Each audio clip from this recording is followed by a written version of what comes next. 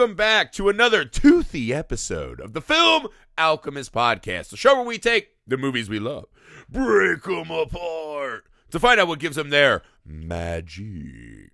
I'm your host, Josh Griffey, joined as always by my friend, co-host, and a black beady-eyed bastard, Alex Dandino. That's right. All right, guys, before we get attacked by the king of all animal movies today, a little bit of business, people. It's official. Your friends here on Patreon, we're asking for your support. But you know what? We're not coming hat in hand. We're coming with gifts. We yield product for the support. High yield. So that's patreon.com/Film Alchemist Pod. It's the absolute best way to support the show. It's the best way to make the show exactly what you want it to be, right? For as little as $1 a month, you get in, meet our friends, see what we're working on. As you climb the Highlander tier ranking system, you can pick the specific movies you even want us to talk about. We got all kinds of fun stuff at all the tiers. We're constantly working with it and figuring it out, trying to make it as amazing as possible. So you can have a voice in that too. You get a vote on what movies you want to hear in our Patreon exclusive library, which is filling up. We have quite an amount of Patreon exclusive. A lot of cool stuff. Yeah, so just a lot of good stuff over there, guys. So again, that's patreon.com/Film Alchemist Pod. Even $1 a month means the world to us. So if you would be so kind, we thank you in advance. For those of you who already hook us up, you know we love you. Thank you so much also. Make sure you go to YouTube, subscribe to the channel, Film Alchemist. You can see video versions of the pod there, along with some occasional other content that we do. You can email the show, filmalchemistpod@gmail.com. You can find us on all the social media you're on. We're very easy to get a hold of, so reach on out. Chat us up. Give us some sweet nothings. Tell us how much you appreciate that we let your kid get eaten by a shark. You know what I mean? 3 out of 5 moms are probably like, eh. No, I'm just kidding. Amy, don't be mad at me. All right. And most importantly, something free and easy you can do if you forgive me for that last comment. Make sure you leave a rating and review wherever you find the show. It takes only but a second of your time. It's something free and easy you can do to help shows like us defeat the oppressive algorithmic dipshit mayor who's trying to keep us unsafe, keep us out in the cold, or the heat, I guess. The heat. He wants us to get sunburned with the rest of the unsafe masses, and we won't take it. Oh, right, man. Do I relate to the girl drowning in that first scene after that intro? I bombed before, but Jesus H. No. Guys, we are here this month paying homage to our 4th year of existence. We're taking it back to where it all began, right? Our first curation, Animals Attack the Pod. So we all know the classics of the animal attack genre. Hell, we've covered a lot of them. Hell, we've done that. I sound like an old Wisconsin. Hell, we've been there. You all know. Well, hell, we've done it all. Yeah. I'm just plumb tired of being disrespectful to our legacy. That's all. No. Guys, when you ask anyone, animal attack movie, the king of this genre, and not only the king of the animal attack genre, but truly and honestly one of the most amazing films ever made. It's easily in the top 10 of mine, top 5 for sure. Maybe top 10 of almost everyone I know. Jaws. This was Steven Spielberg's kicking down the fucking door and becoming the man. This movie was a massive blockbuster hit. It's funny to watch this movie now, right? But there's hints of it throughout the film. There was a time when sharks were not omnipresent in our culture. Mm-hmm. And they were so mysterious in a way, right? We live in a world where Shark Week has dominated. Everyone loves it, right? Blue Planet. If you on Instagram and Twitter like us, I'm sure you follow all kinds of cool animal videos. That's one of my favorite things on the internet. So sharks are not as mysterious to us. They're so omnipresent. And part of that is because of this love affair with Jaws. Jaws is one of these movies, right? At its very core, it's just guys fighting a monster movie.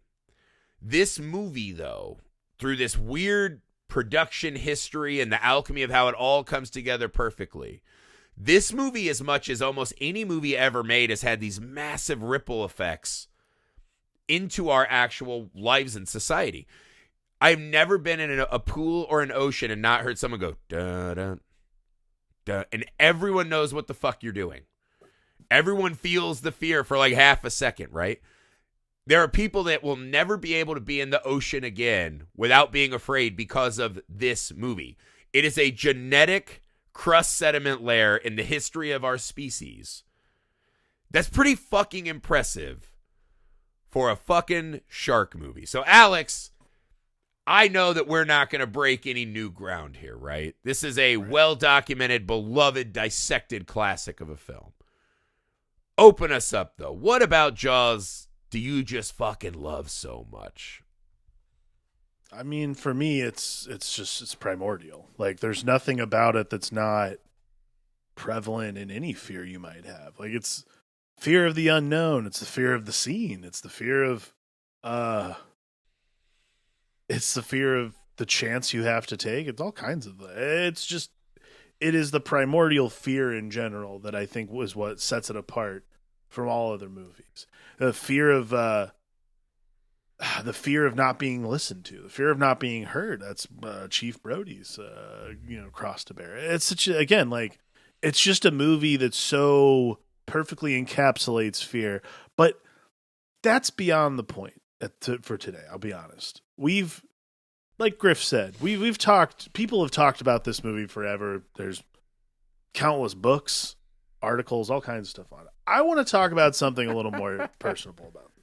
Because what was interesting watching this movie today, and you really, again, we've done 420 some odd episodes of this show at this point, and we've talked a lot about movies that are sort of like our imprint DNA, and I know Jaws is one of those for you. I don't think I realized until today, though, how much of the Griffey is contained in this movie. In this movie? This movie is your manifesto for life. Are you saying I'm a Dreyfus? No, not even close. You are definitely not a Dreyfus. I'm a Hooper? You are 100% Quint. Is this a mustache thing? It's not a mustache. What it is, though, is watching this movie. Here's the thing. The people of Amity are utter catastrophes of human beings. For one, I'll say this. What? They're like, all of them are terrible. Like, really bad. So it's modeled after like Martha's Vineyard. They shot most of this on Martha's Vineyard. It's funny. Side note, I last August, almost like I was literally 6 hours away from getting on a plane to fly to Martha's Vineyard to shoot for 3 weeks on a TV show for HBO Max with Amy Schumer. She pulled the plug six hours before we were supposed to fly. And I was like, you suck, whatever, fuck you. But watching Jaws and watching all of those people filming, watching Jaws, because they filmed most of this on Martha's Vineyard, I'm like, I'm so glad we didn't make that fucking stupid TV show on Martha's Vineyard. I would have hated being there. Because it would have reminded me of how shitty all the people in Amity are. It is a uniquely interesting thing because so Amity is this summer town. My mom's aunt lived in Cape May, New Jersey. Cape May, New Jersey is a very similar type town where it's a summer town. Like between the months of like April and August, like that's where people make all their fucking money. Whoever lives there, that's where you make all your money. The beach is beautiful, that kind of shit. So it's so important for these like summer town people. Like they're the tourists, and then the locals hate the tourists. It's just like customary, that kind of thing. But even the locals are shitty people. Like they don't see themselves as shitty, but they don't want anything to disturb their lovely habitat of, bamboozling locals, bamboozling visitors, and overpriced Twinkies and shit like that. Here's where the griffiness comes in, though. Okay, these people are all exceptionally terrible. So when the little boy Alex, oddly named, gets eaten by Jaws. Okay. The town's in a frenzy. They're all looking for someone to blame. They're all looking for somebody to get pissed off. Chief Brody, of course, is the one. Like he gets slapped in the face by the mom. She's like, "You knew it. You fucking knew it, and you didn't do anything about it, all this kind of shit." Griffey, you are Quint against the world. This is you to a T. You hate the people that you have to be around. I've never been in a room with you. Here's Okay. This is the first example is when they all have like the town meeting of of like, what are we going to do about this shark? Yeah. This is essentially us in a movie theater on a regular basis. And Griffey, when everyone's causing problems and trying to and not paying attention to the movie, Griffey is there to scratch his fingers across the chalkboard of life and say, hey, shut the fuck up. Yeah. Let me watch my movie. And just talk about Right? some weird shit. Let me tell you this, though, because we're kind of bopping around a lot of scenes I want to talk about, but I like where your head's at. We are. We can talk about those Something scenes. I too. absolutely forgot about the film. When he scratches his nails down the board, there's this like really weird drawing of what looks like a goblin shark, right? Yeah. And I go, did Quint draw a picture of a shark to like... Was he just sitting Yeah. there scrambling? So like I imagine the first fight, like did he get there early? Because this doesn't seem like a cool spontaneous captain moment if he drew, but he like, they're like start the meeting and he's like, oh Jesus, I gotta go fast. That's why it's not like really rendered well. But I was fucking dying laughing. No, honestly, being compared to Quint from this movie is probably the greatest compliment I've ever gotten. Although now watching it older, you're like, Quint's got some baggage for sure, but he is We all ultra do. cool in this movie. Yes. So that's what you're saying. I'm ultra cool. What I'm saying is that you do not. What I'm saying is that you do not suffer fools. And if there's any movie that is ever going to imprint on you that notion, this character from this movie is 1,000% a part of that. I will say this. There was something watching it today because Chief Brody kind of represents a lot of fears I think guys our age start to have, right? 1,000%. My biggest fear, I not felt even the so kids. in tune with Brody. Yeah, not even the kids thing, 'cause that's just a whole new level of terror every time I watch this. That's preternatural. That's just part of it. That's what you said. The fear in this movie is so deep in your soul. Mm. You almost, as a defense mechanism, try to like jujitsu out of it and think of something else. Sure. But I think Quint represents this other fear that I think a lot of us have, which is as we grow up, just becoming utterly irrelevant or boring. Right? Like I watch all those fucking fat yokels on the dock, right? These big fucking sweaty dudes just going out with a six pack, like, we'll get this fucking fish. And Hooper's trying, 8 guys in a boat. yeah, Hooper's trying to tell him something, right? Sheriff Brody's like this man of action, guy trying to help out. And there's Quint just like, you know what, dude? I was this guy. I'm like this fucking awesome character. And I refuse to be deadened by this fucking world of turkey-necked motherfuckers. And I watched that today. And so there is a part of Quint where I was like, this fear of just becoming one of those guys, right? Because he's a guy who's like, I'm a fucking shark man. Right? Yeah. Like, he doesn't even call Jaws a great white. He calls him a porky or a porkhead. What, a porker. Porker. Yeah, so, like, he's just that guy. He refuses to be tamed or whittled down by the world. So there's a lot of that I took in today. I was thinking this, though. I was watching the movie today. I think the opening scene of this movie might be my favorite in the history of cinema. So I put it out on Twitter, and some people brought up some really good ones. No, there's some really good ones that brought up. Right? Halloween is one of the most impactful and important for the movie it's in, right? Someone said, Touch of Evil. It's got that insane, like, long one take, driving through the streets. Yeah. That's a great one. I don't know that it's on the level of these, right? So there's some really fucking good ones. This opener of Jaws, though, I mean, just everything, right? So I forgot the first time we hear the music is on black with just the credits rolling. Dun, dun. Yeah. Because this is the thing, again, that music is so ubiquitous in our society. It's hard to go back and put myself in the headspace of remember the first time I watched Jaws. Because, again, this was like one of those cable movies. So I've seen this movie probably more than any other movie ever. At least like chunks of it, right?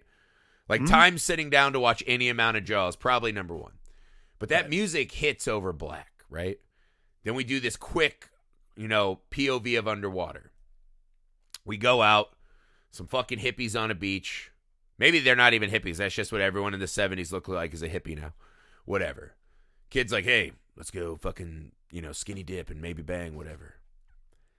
The fucking absolute horror of what that girl experiences.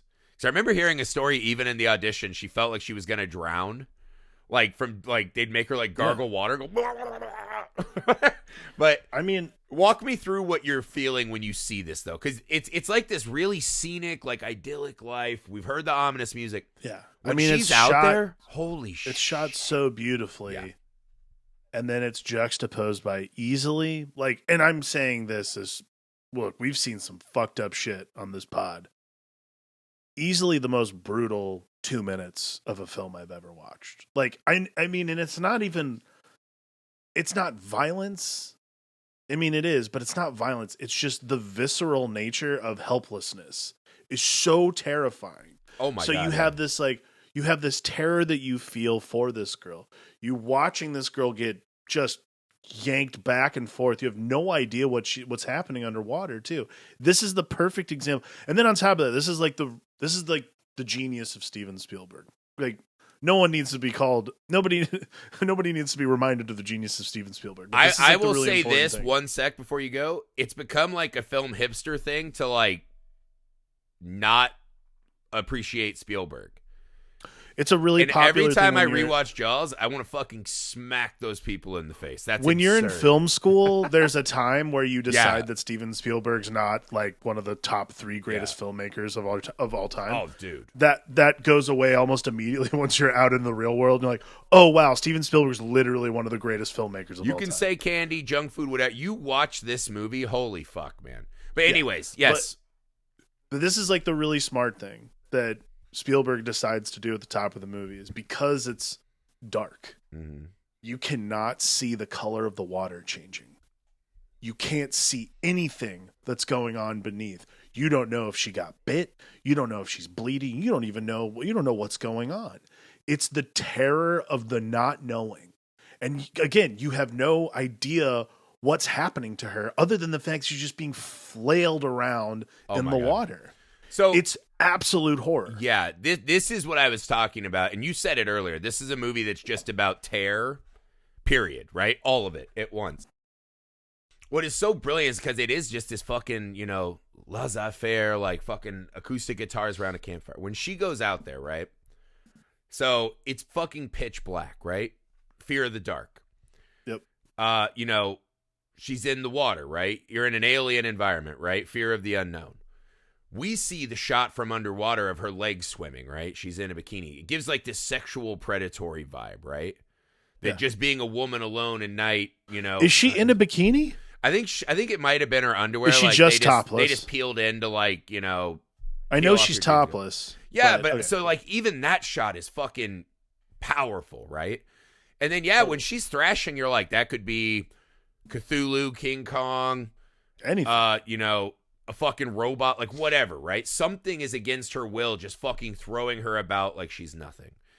The vastness of it, right? Just the wide open, there's no one there to help you. There's nothing that's coming, whatever it is, right? She kind of is screaming, oh, God. So then there's like and there's no God who will help you, right? Yeah. The guy who you were going to fucking, beat it passed with. out on the goddamn beach. Yeah, he's there not helping, right? So there's so many fears in such a short window. But I'll tell you the 2 moments that fucked me up bad. Something hits her, and she, like, sinks under. It's like, huh? There's this moment of confusion. This one moment where, oh, my God, before she's attacked.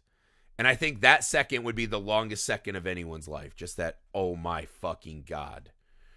I have found myself in a place, in a situation where the worst thing of all time is going to happen to me. Right? Whatever that is, because you don't know, you can't see. Her getting thrashed around, whatever. When she fucking goes under, just fucking flatness. And it's just this buoy chiming. Ding, ding. We cut back to the beach. It is as if this violent, horrifying murder, this unseen menace, right? We talked about this in Lake Placid.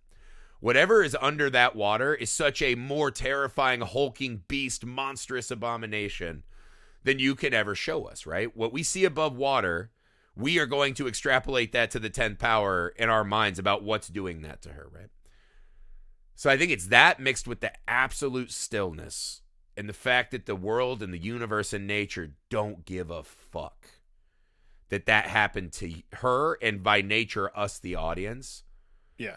I mean, I'm just saying this. I mean, this opener is just perfection. Yeah. I It's mean, again, it's perfection. just like. I know a It's lot of visceral. people don't want to classify Jaws as a horror film, but this is just about as scary a scene as you could ever make. I mean, it's exactly what it is. Like, it's terrifying on every level. It's terrifying. There's no rationality to the fear either. Like, I think that's like the scariest thing about it is easily something that could happen. Yeah. That's the scariest thing. Like, not, while it's also creepy and weird, like Hellraiser, Chucky, these are things that don't necessarily happen in real life.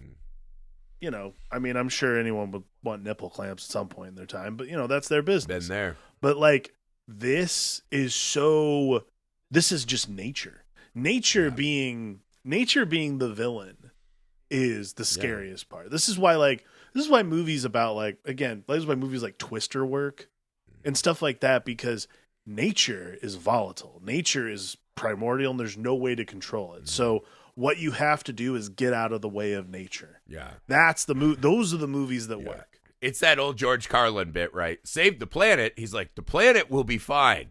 We're fucked, right? Like, there is a terror of just how big the world is, right? The power of nature. The fact that outside of nature, right? Just a couple miles up in the sky, there's fucking vast empty nothingness, right? This movie really taps into that and again, just to your point, right? The more you put a face on what the terror is, by its very nature, it will become slightly less scary, right?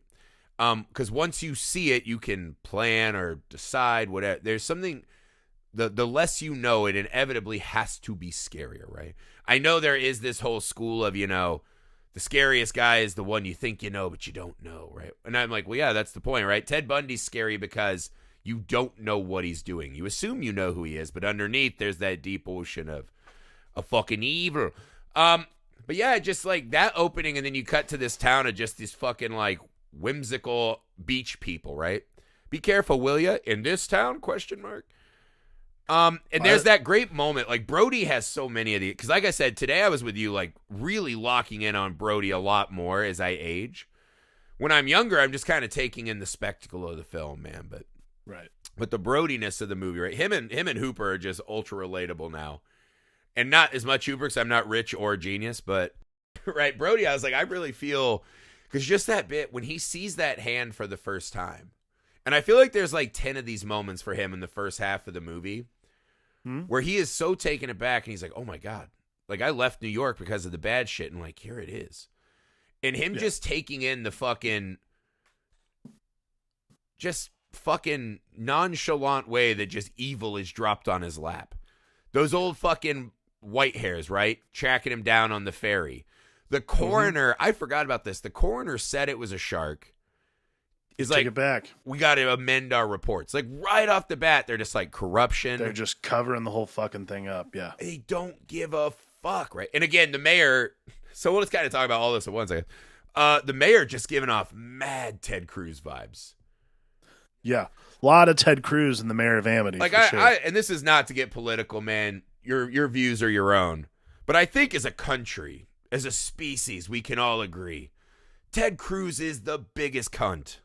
Yeah. That's ever been we can all agree that by our species. If anybody was going to be like, if anyone was going to say like, hey, somehow this weird grease stain became sentient and formed multiple grease stains and turned into a person, you'd be like, oh, that's how Ted Cruz became Ted Cruz. You'd be like, yeah, that makes total sense. Like, there's no way that wouldn't be plausible given who Ted Cruz is. Yeah. What if the semen... They got stuck in a sock of a boy whose parents were too religious and he cried and thought it was going to make him go to hell? What if that sock became a weirdly bearded senator? What if that sock got thrown into, like a pool and combined with chlorine and somehow by osmosis became a person? Is that science? Yes. Are we fucking anti-chlorine because it made Ted Cruz? I'm not here to be political. I'm just saying... Ted Cruz sucks. At some point, I'm here to be political and saying Ted Cruz is a piece of shit. At some point, as a species, we're gonna have to pay someone $10,000 to fucking track Ted Cruz down in whatever cave he dwells in and deal with this problem. And I just mean hog tying. I'm not for a fucking political. I'm just saying. Ted Cruz is a giant piece of shit. So another weird thing about as the movie ends, or has aged with me, is the mayor becomes even more hateable than he already was.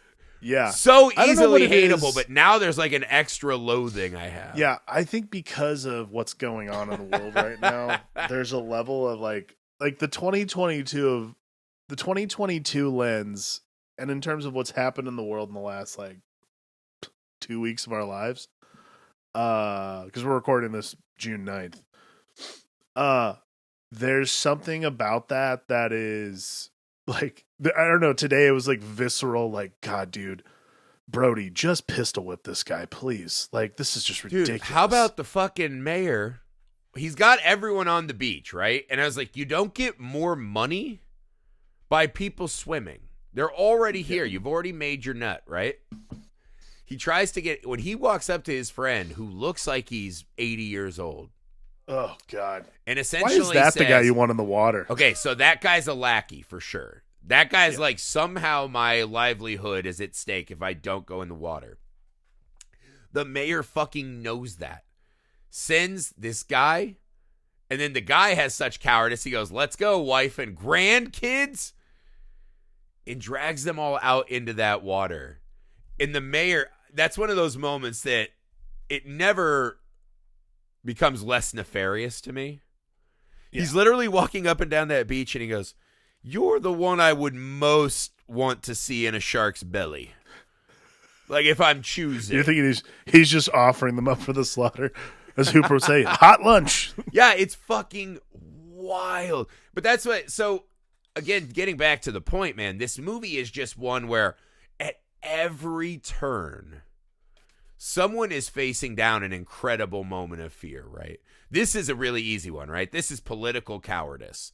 This is totally. the system and the society at large bowing to the dollar at the expense of human life, right? Even Brody is caved by it. And one of the most cathartic and horrible scenes of the movie is, like you said, when that mom smacks the fuck out of him. When she yells at Chief Brody, I mean, it's just fucking devastating. What's annoying and what's terrible about it is Chief Brody is the one trying to do the right things, and the postscript of it, the follow up, is that fucking mayor be like, you know, like trying to pat him on the back, like again, I'll be like, pistol whip that guy, like fuck you. Yeah, but not only that, right? They're all doing their thing, right? He's just a guy in over his head. They didn't even have beach clothes signs, man. They had to go to the store and try to hand paint them. But in that moment, right? The great jovial, again, we're excited because it's a party, right? There's money, there's drinking. Yeah, we'll kill some nature, right? It's fine. We'll do the fucking thing.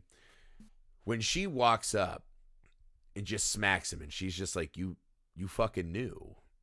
You knew. And she goes, and there's nothing you can do. My son never comes back. I was like, whatever you think or wherever you're at in your life, that's just one of those moments, right? And I think a lot of us have been dealing with a lot of heavy shit.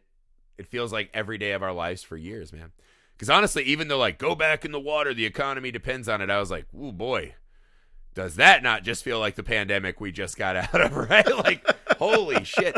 But this moment, it was so simple and devastating because in that moment we can all realize, and then it's really important too that the mayor goes, that's not true. And Brody goes, yeah, it is, man. Yeah, it is. Like, I fucking blew it. He knew.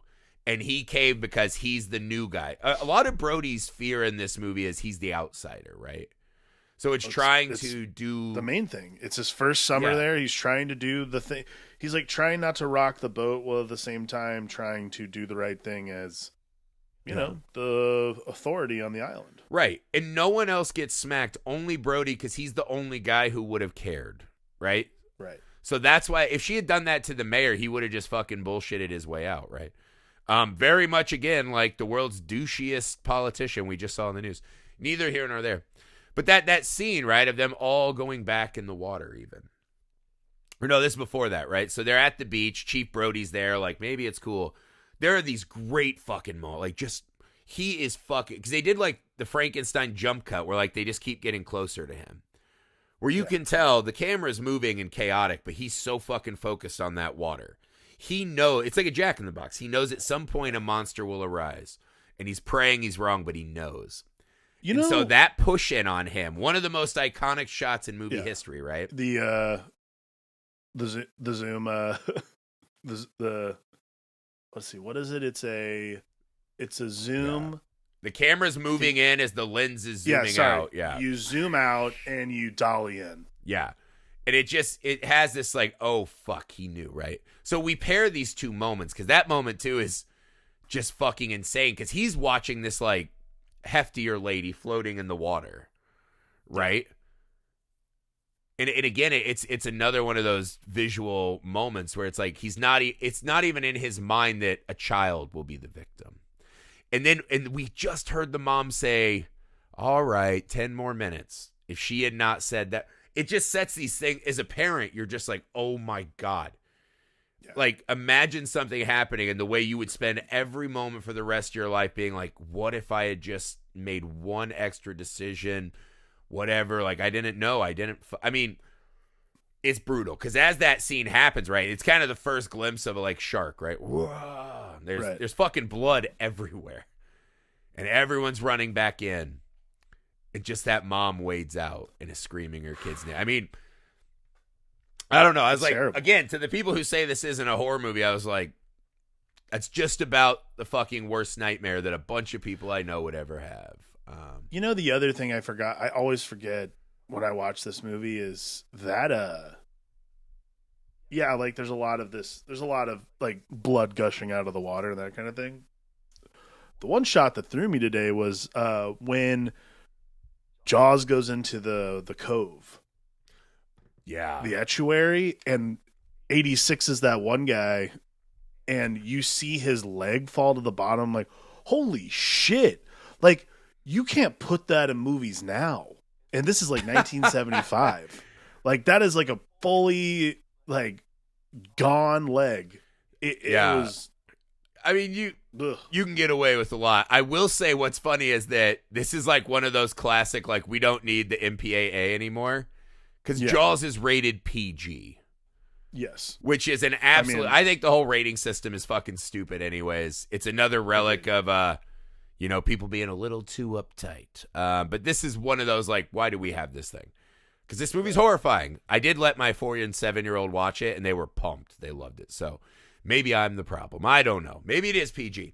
But that scene in the cove, though, is another great example, right? So they've got the beach open. Everyone's out swimming because the old man took his, like, sacrificial grandkids out, right? So everyone's like, woo, someone else is irresponsible. Let's run back out. You're like, Jesus Christ, does this seem familiar as well? We're going for seconds, huh? Yeah. All right. And then there's just all these fucking police boats and rifles pointed at them. And they're like, that's what I want to do. I want to feel the salt water on my tits, the sun on my face, and just the sight of a rifle buried right on my fucking forehead. Man. Yeah. Just goddamn, what a summer to remember, right? And, there's a chopper going over. It's like, this is fucking crazy. But again, the mob, right? We are so willing to forget and overlook, right? This safety in numbers against this fucking lone killing machine. We lose that equation because it'll always be someone else. It'll be their kid. Kid got fucking eaten. And a day or two later, they're back, right? We watched all these grown-ups at that town board meeting fucking furious that they would contemplate closing the beach at the murder of a teenager and then a kid. And then, he's like, 24 hours, Chief Rose. I didn't fucking agree to that, whatever. So the beach is open, right? He tries to puss out and send his kid over to the cove, the old lady boating area, right? Yeah. I thought that was a brilliant choice, right? That's where the shark goes, man. Yeah, of course. You always meet your fate on the road you take to avoid it, right? Well, and I think the thing that what I like is the after effect. So Brody's kid goes into shock. Okay, but wait, what do you think happens to those fucking kids that had the shark fin?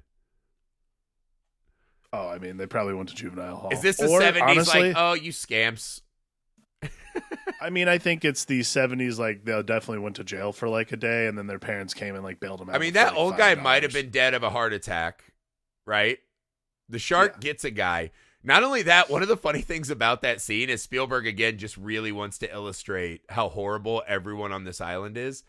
There is not one, but if I remember right, 3 shots of grown men just doing offensive lineman drills on kids in rafts.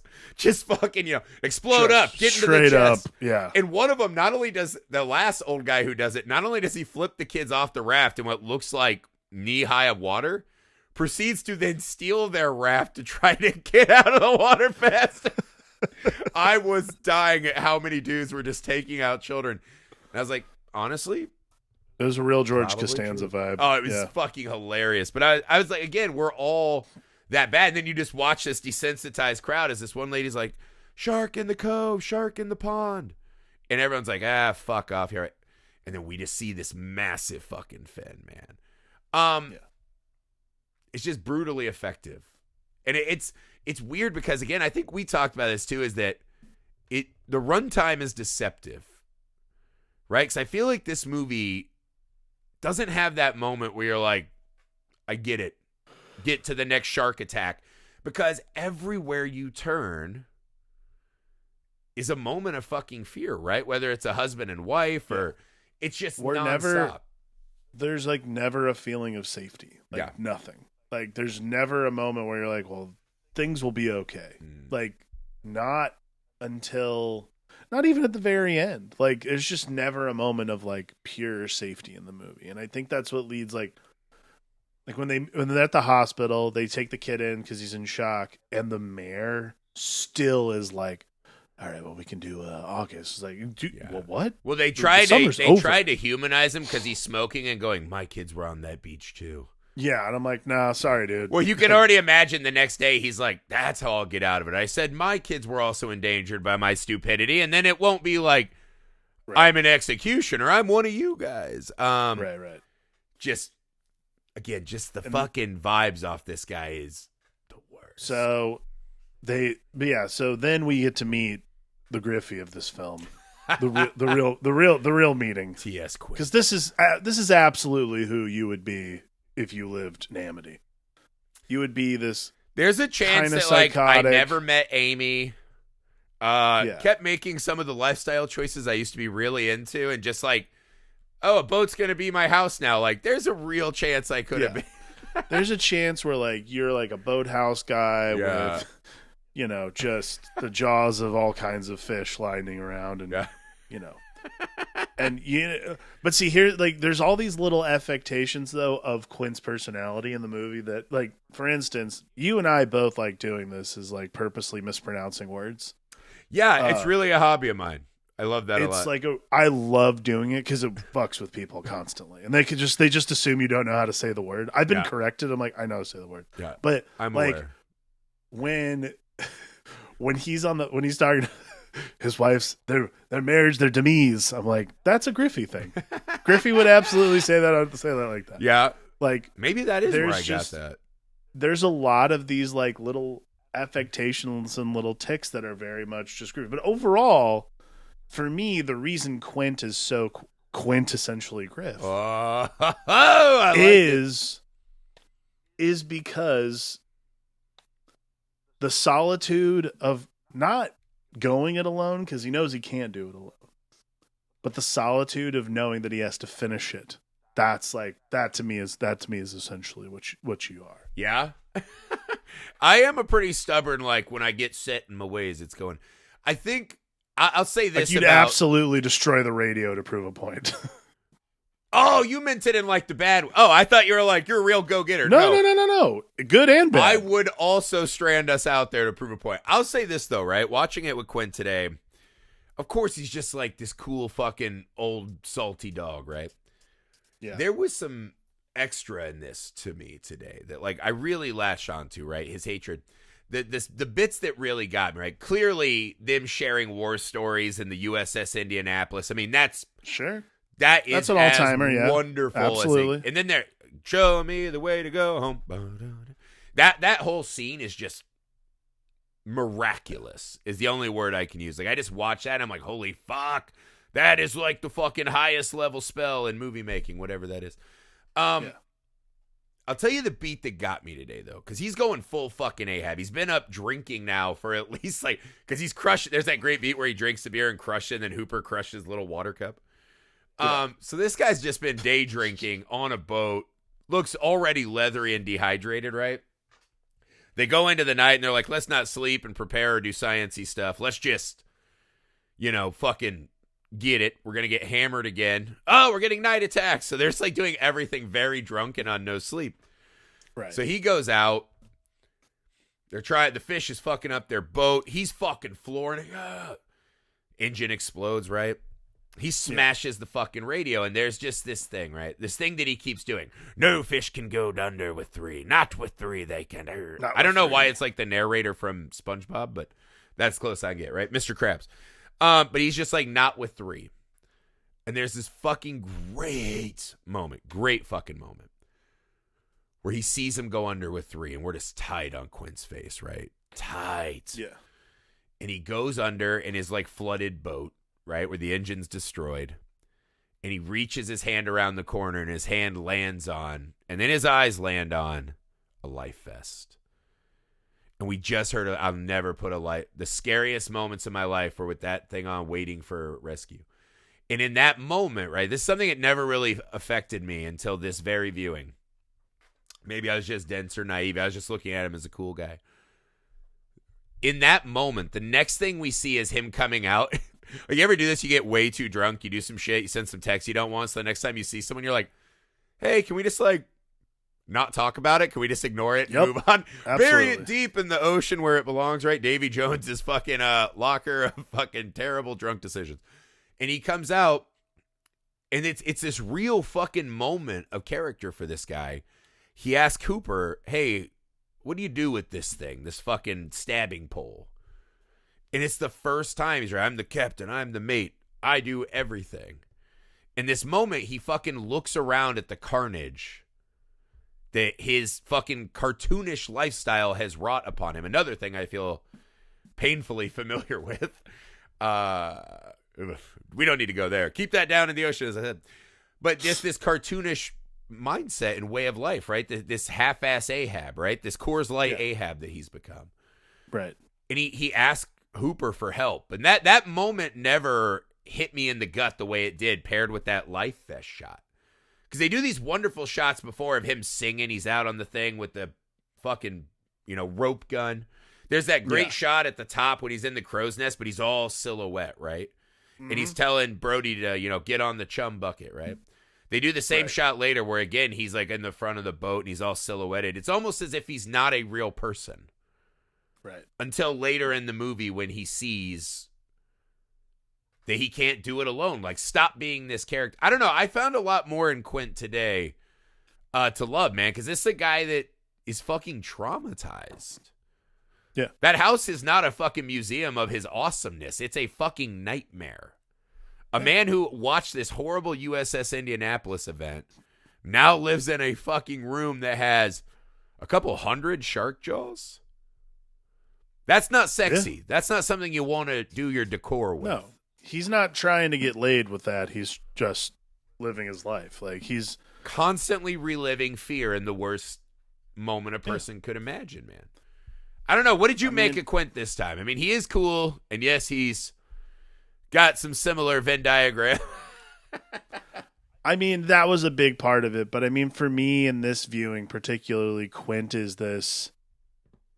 Yeah, Quint's an Ahab. Like, that's probably, like, I've always kind of thought of him that way. I'm not sure it's necessarily changed this time, but you do feel this certain kinship with somebody who wants to. It's not even like, I feel like maybe this time it's less about like conquering and more like about facing down that fear. Because like,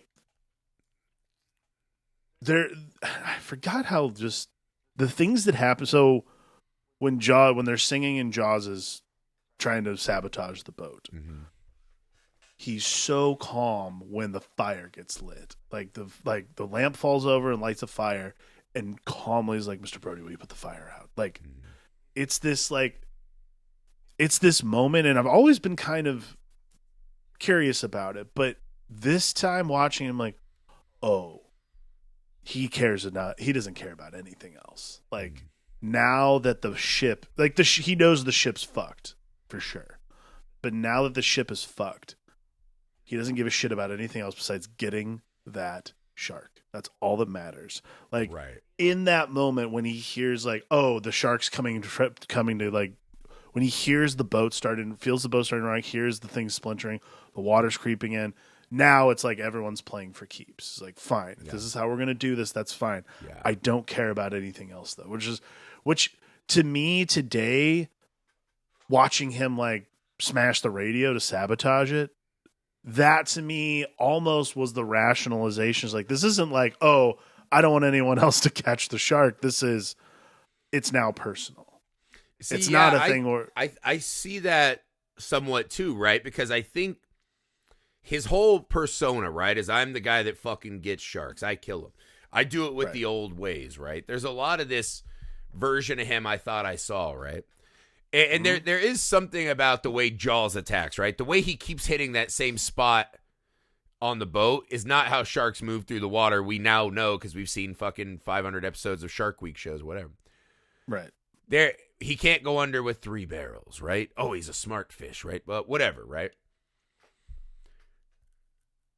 There is a supernatural element in the audience's mind and his, right? Also because of the way we don't see Bruce that often. Because, it, notoriously malfunction constantly, which is one of the great serendipitous events in movie Absolutely. history. Like, this movie just doesn't work with 10 times more shark the way it works right now. Because, again, we see just brilliant ideas, right? Guys trying to catch it with a pot roast, and we see a dock swimming at a guy.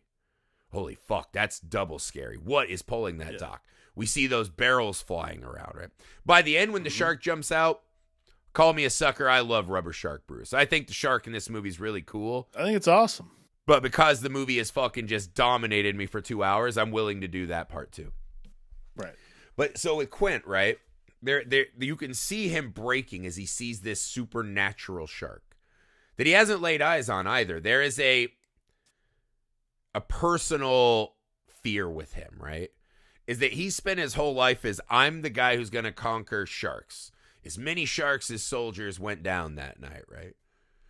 And now he's meeting this, oh my God, there's a shark I can't get. There's a shark I can't beat, right? There's a demon inside of him he'll never escape and beat. There's a real personal affect to it.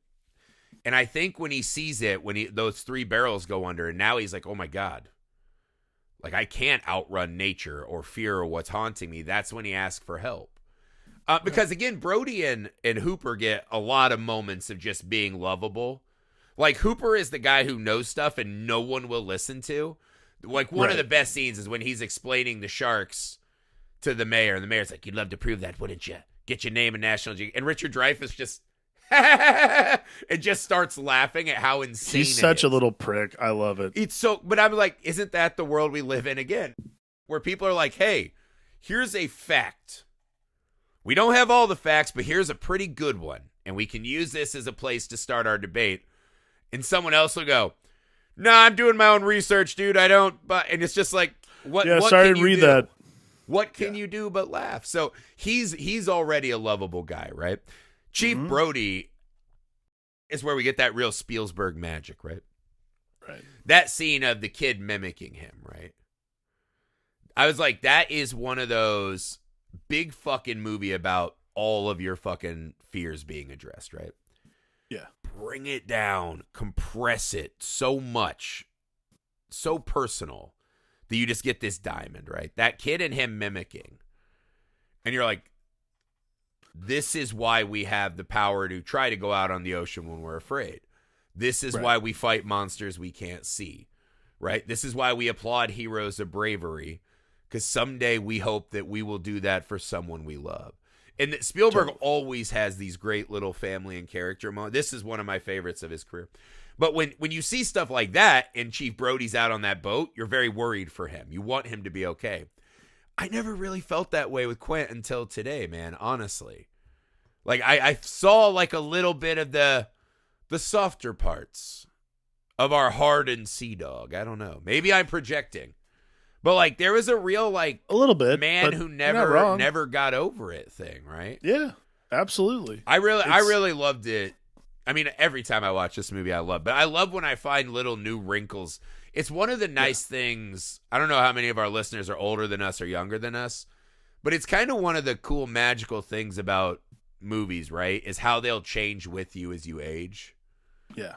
And it's really fun to rewatch something you love and have seen 100 times, but find something new that you can only now see because you're at a certain place in your life. And I had that experience today.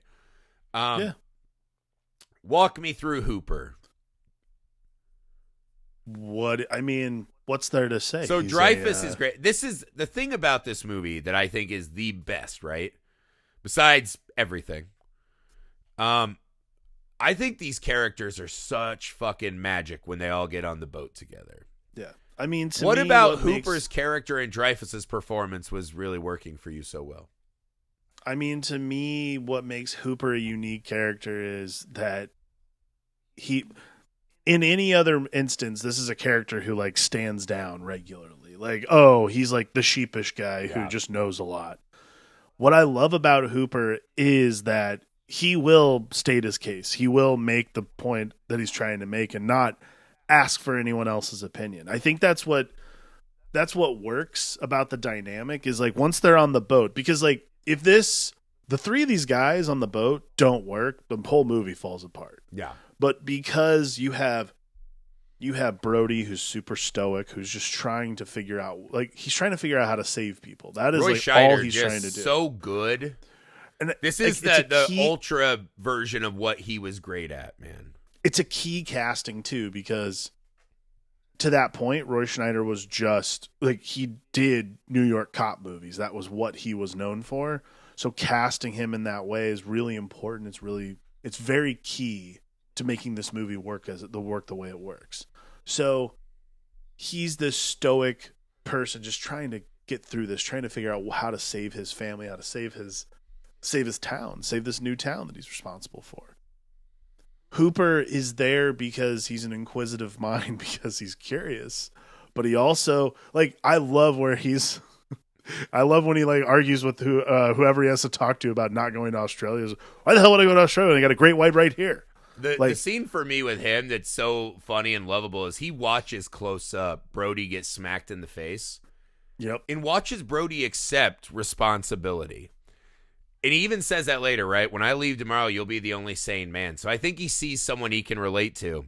Yeah. He shows up with the 2 bottles of wine, and they have the little laugh like, how was your day, right? He eats his food. It's really, he pours the wine into his beer glass. He's going to want to let that breathe. Then he does like the small glass for them. He's just got this fucking beer glass full of wine. Love it. And you're like, they're already just have this great chemistry, right? These 2 guys in the insane asylum, like finding solace in each other. And then you throw in Quint, and Quint's trying to do this alpha male thing, like for most of it. I think this is the key thing is like Quint is trying to alpha male his way into being, the captain as he is. And what's great about Hooper and the way it's written and the way that Hooper's character exists in the movie is that you perceive him as someone who's a pushover, but he's so capable on his own that the begrudging respect, like it's almost like we all are Quint, and the begrudging respect that Quint has to have for him just sort of oozes out onto the audience. We're like, wow, we're all like really, he's not just some fucking rich guy. Like it's not a Hector Sear situation where he's just some fucking sweet poon hound. Hooper actually knows around, his shit, right? Yeah, Hooper's very capable, and I think that's what's great about that dynamic is almost like it is just this begrudging. It stops being begrudging at one point. It's just pure respect, and I think that's the thing that makes him an effective character in this movie. Is it's not a pushover. No one's a pushover on the boat. Like you have 3 strong personalities on this boat to make this movie work. Well, also the fact, like, when he gets in the fucking shark cage and he's like, I ain't got no spit. He's fucking scared. And, like, just the idea that he stayed and he's going to bat for this town of fucking rubes, this turkey-necked mob of monsters, because it's the right thing to do. This is the skill and what he brings to the world, right? Right. That's just lovable, man. That, like, imagine being a scientist over the last couple years and being like, you know what, I'll keep trying to fight to save humanity. Like, they seem like they deserve it.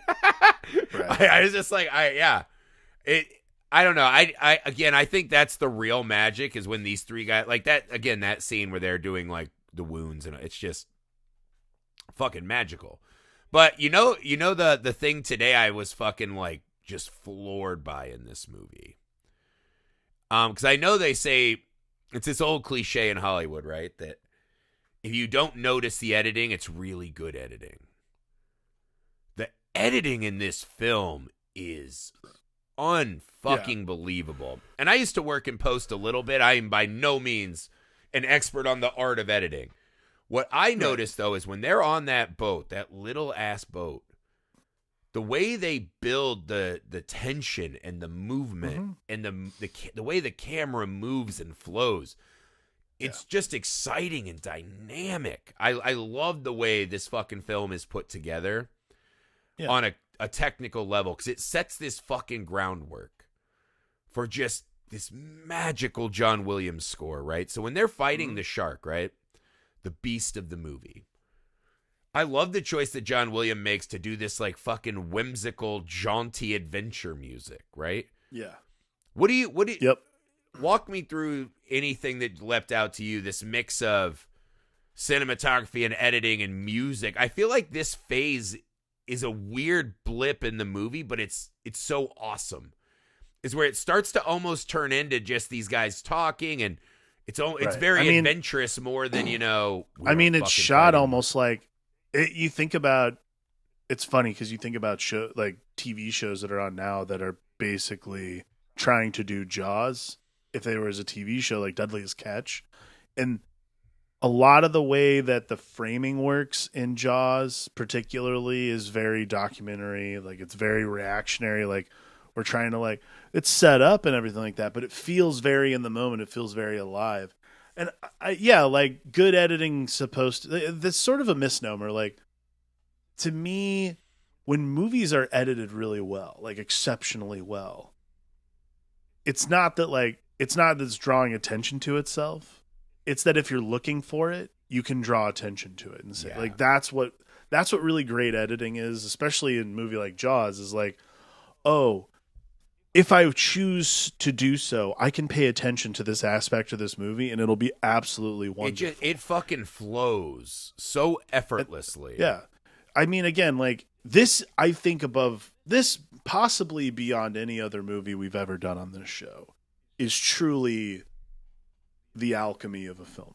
Like, all of these pieces come together in such a way that works so well. Like, I actually think this is the thing that struck me about John Williams' score this time, is the places they choose not to have score.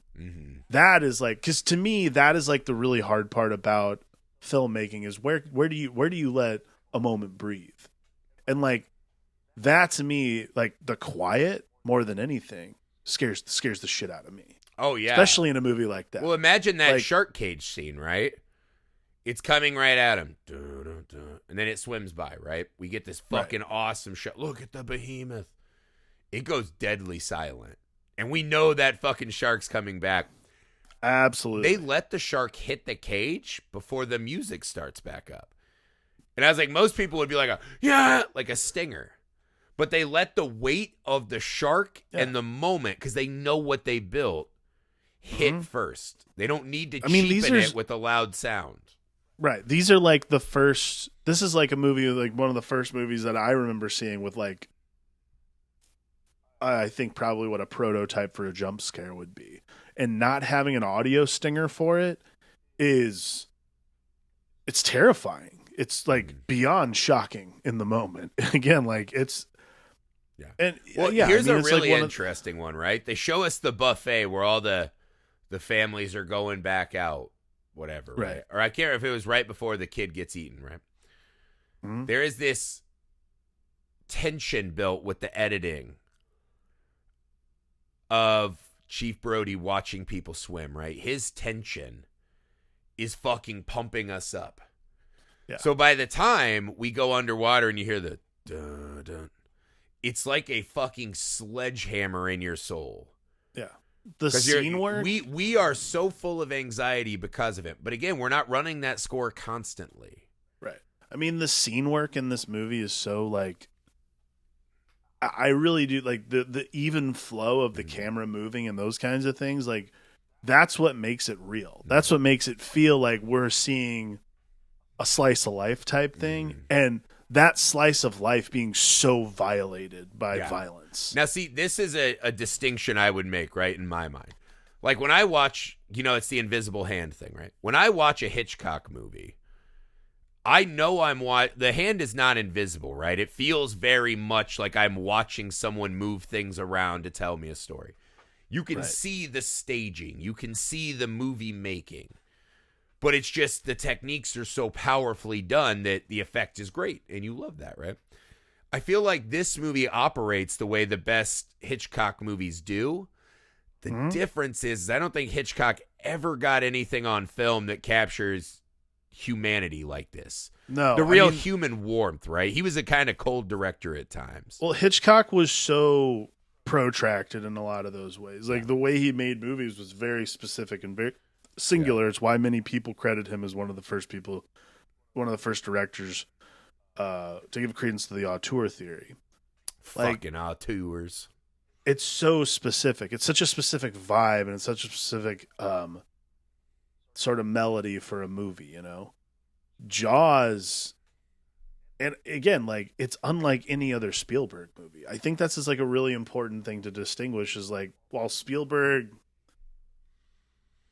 doesn't have a style, quote unquote, he knows how to make a movie. His style is storytelling. And I think that's like what makes Jaws so powerful as a film is Spielberg as a director doesn't need to have a style or the way he shoots things or anything like that. What he knows is how to tell a story, and how to tell a story based on one human emotion singularly. Like Jurassic Park, for all its terror and awesomeness and cool, what that movie is about is wonder and spectacle. Yeah. That's what that movie's about, is to believe what you're seeing.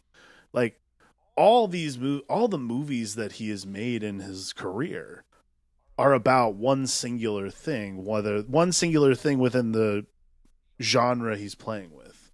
And Jaws is about fear first and foremost. Yeah. And every single thing about that movie credits fear. It's the editing, it's the music, it's the cast, it's the way things are shot. Like everything on the boat that's shot the way it's shot is it's all on purpose. I think that's what makes Jaws one of the greatest movies ever made, man. Like there's nothing that's accidental, but it feels like that sometimes. Yeah, it's very on purpose. It's well thought out and meticulous, but again, it's that perfect blend of meticulous filmmaking and just very naturalistic acting, right? So it's this perfect fucking sweet spot. But yeah, I mean, if I was to boil this movie down, right, this movie's thesis is you're gonna need a bigger boat. No matter who you are or where you are, what challenges you're facing down, you're never gonna have a big enough boat for the thing that you're fucking terrified of. And I think it's something that deep down in our very fucking soul, we all know, right? We all fucking know. We've all been the parent who knows there's bad things in the world, watching our kid sitting on his birthday gift boat, right? Maybe not as fucking rich and waspy as that, but watching our kid sit on that boat just tied to the dock should be safe. But that one little thought of like, holy fuck, there's a whole fucking world out there, man. And again, we've all been, no one's listening to us. We know what's happening. No one cares, right? Am I in a town of fucking lunatics? Yeah, we're just, none of us ever once in our life are gonna have a big enough boat. And it's just, I don't know. I mean, I don't know if any of this is instructive or interesting to people because it's so covered, right? And it's I think so it is prolific of a fucking what we're movie. saying is that this movie has a singular experience that you will follow. And everybody knows that. But maybe people don't know is you don't know which character. It depends on what time, where you are at in your life. Yeah. Which of these three men you are going to glob onto as your avatar for dealing with the fact that you don't have a big enough boat Quint, to handle what's and coming? you're the mayor. No. How dare you? We both know I'm not the mayor. Alex just constantly replies to my text saying fake That news. means you just called me Ted Cruz. That's very rude. Oh, I take a lot of offense to all that. right. I'm sorry. I have to apologize. That one you need to apologize for. That's true. That's the meanest thing I've ever said. I'll to say anyone in my life. this is what it is. You are Quint, and I Land am Quint. Brody. I like it. You are Land Quint, and I am your Brody and Hooper on this boat, You making our way out. You as a Hooper, I could buy that. No, I'm just. I think hey, man, I'll tell you this: how many fucking movies could you have? I know people say I've seen that 100 times. No, you haven't. I would be shocked to find out that there are very many people in the world that have seen any movie 100 times. Like, come on. As an audience member, come the fuck on. That's 200 plus hours of whatever. I feel like I may have watched pieces of Jaws 100 times. Like, turned it on and caught 30 minutes, whatever. Whatever the full number of time I've spent with Jaws is, it's enormous. And I don't know if there are very many movies that can stand the test of you watching it that many times and still be filled with wonder. Still find new things. I'll never forget this. My Nana was like a massive movie lover, right? And I'm pretty sure I saw Jaws with her the first time. My Nana was a stay-at-home psychic. She lived in a trailer, just chain smoked, and took calls and read tarot and all that shit, right? And the whole wall of her trailer, right, from the back of the trailer all the way to where the kitchen broke off, was just one long wall just covered in shelves. And she would buy blank VHS tapes and record every single movie she could off TV, and had these meticulous nicotine-stained notebooks where she meticulously wrote out and cataloged her massive collection, right? That's how I saw most of the most important and favorite movies of my life. And I'll never forget, she told me once, she goes, Dune by David Lynch is my favorite movie. And this was before I would be old enough to be like, Nana, what the fuck? I just was like, awesome. That movie must kick the most ass. And to be fair, I really like that movie. But that was her favorite movie. And I just remember going, why Dune? I had no idea what Dune was, right? And she goes, because every time I watch it, I find a new reason to fall in love with it. And it's something as a moviegoer that I think a lot of us are very cynical about and we forget. I know I did when I was in film school in like my early 20s. I was like, if I say fuck every other movie, it'll make me seem smarter and shit. Yep. And I forgot that lesson for many years. And Jaws definitely fits my Nana's edict of every time I watch it, man, I find a new reason to fall in love with it again. So I love this movie, man. I could talk about this all day, every day with anyone. Again, I don't know if there's a best movie ever made. I'll tell you for a fact, I've never seen one made better than Jaws. Like it's in whatever the fucking highest tier is. Jaws is in it, and if you disagree, I will think less of you as a human being. I'm just kidding. No, so apologies to Ted Cruz. Apologies to everyone else. No apologies to Ted Cruz. I meant apologies to you. I got confused again. Apologies to you. Thank you. You are much more of a Hooper than a T. Cruz. I'll be your Hooper Brody anytime. Yeah, good. Yeah, that's it, guys. What else can you say about Jaws, man? It's Jaws. It's amazing. Go watch it. It's not every week on the Film Alchemist. You're like, we are tackling truly like one of the greatest movies ever. It's intense, man. So I hope some stuff we said was of interest to you. Thank you guys for doing the journey with us, celebrating 4 years of the Film Alchemist. Much more animal attacks to come. Awesome stuff on the Patreon. That's patreon.com/filmalchemistpod. Guys, even $1 a month is greatly appreciated. We're working hard to earn it over there, so go check that out. Patreon.com/filmalchemistpod. The YouTube is Film Alchemist. The email is filmalchemistpod@gmail.com. Find us on all the socials. Share our stuff. Leave those ratings and reviews. Most of all, just put the sign up. Close the fucking beach, guys. Just close the fucking beach. Put that fucking sign up. For the Film Alchemist, I'm Josh Griffey. I'm Alex Dandino.